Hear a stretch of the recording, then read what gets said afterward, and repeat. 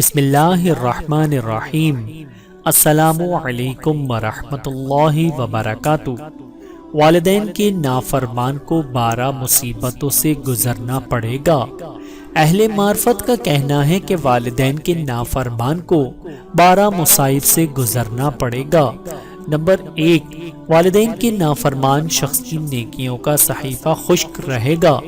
Number 2، نافرمان شخص کو اطاعت باری اللہ تعالیٰ کی توفیق نہ ہوگی۔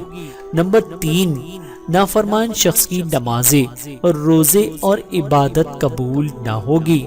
نمبر 4، نافرمان شخص بغیر توبہ کے اس دنیا سے جائے گا۔ نمبر 5، نافرمان شخص ایمان سے خالی ہو کر دنیا سے کوچ کرے گا۔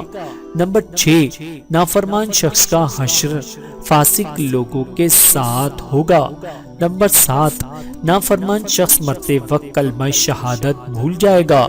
نمبر 8، نافرمان شخص توحید باری تعالیٰ بھول جائے گا۔